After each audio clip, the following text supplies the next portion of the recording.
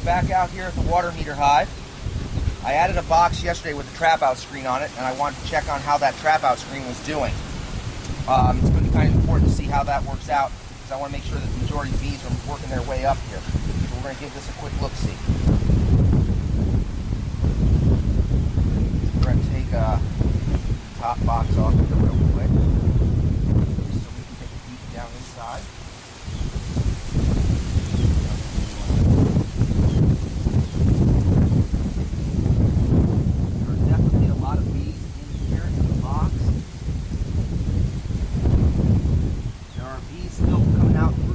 Out. And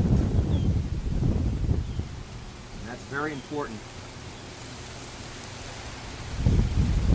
And they are just pouring out of that trap out.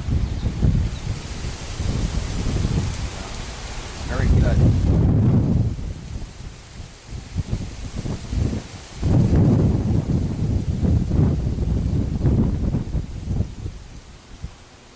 can just see them pouring out of the trap out one after another. There are still quite a few bees down below there. Just take a look here, see what happens. That's a lot of the bees that were still under there. Just back gently. I decided while I was here to take a look and see how much was left down there, and I managed to pull out this piece of comb. This is one of the pieces of comb that reaches down toward the bottom of the box. I'm going to save it. It looks like the majority of bees are out of the bottom of the drain. There are still some down there, but not nearly as many. So what I've been doing is slowly working on getting the few remaining pieces of comb they have down there out. I found the queen. She is right there by my finger, and so she was below. So I'm going to put her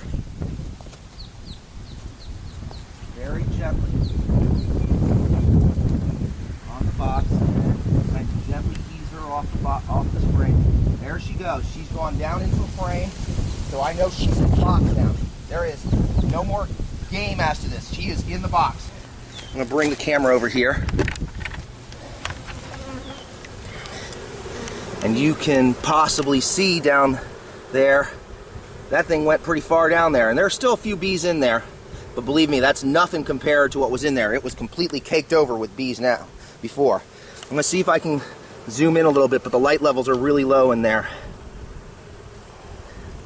See, we kind of got most of that out. We are very, very happy. Very happy. All right, guys? Everybody out of there? Last call for alcohol. You don't have to go home, but you can't stay here. I'd prefer it if you did go home.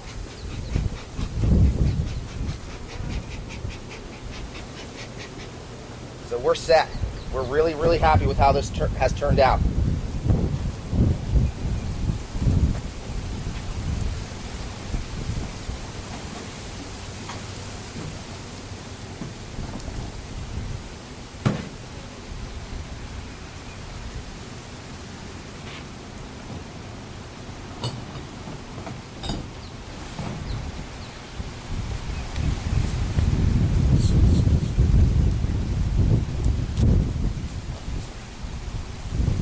Excellent.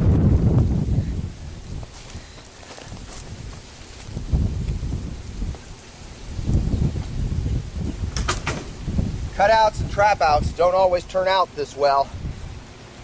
It's a hit and miss operation sometimes, but you're very glad when they do. You'll also note, I haven't worn a veil the entire time I've been out here dealing with this feral colony. The state of Florida automatically considers any feral colony Africanized.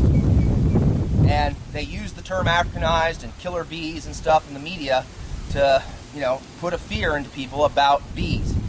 Bees certainly do sting in defense of themselves and in defense of their nests.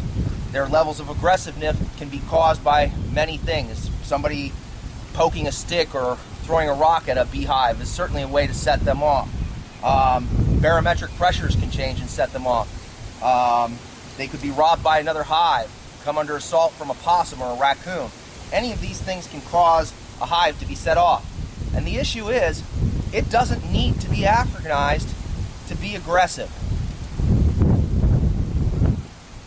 But the moniker of killer bees and everything out there is misleading and dangerous and very bad for people who depend upon bees, such as farmers, that use bees to help pollinate their crops in order to make the fruits, the vegetables, and nuts that we all depend upon for our daily diet.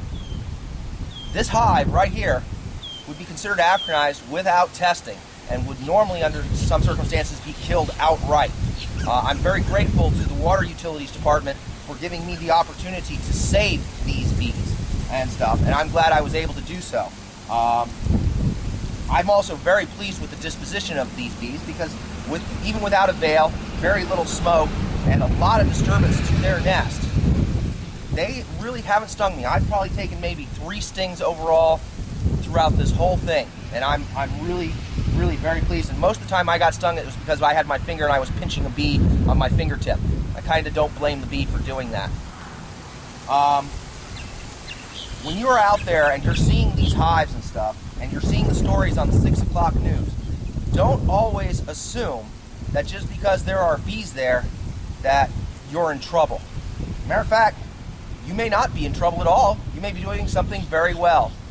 If bees tend to like to find places where there are food supplies and stuff for them, and they cover a 2-mile area, and while you and your neighbors may be growing very good flowering plants that provide nectar and pollen for these guys, they're in exchange going to help your flowers bloom and continue to the next generation.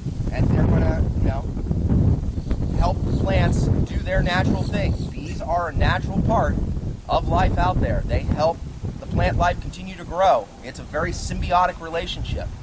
So when you see the bees, don't be so quick. Give them a chance. And don't throw rocks at them. Have a good one, guys. Take care. Bye-bye.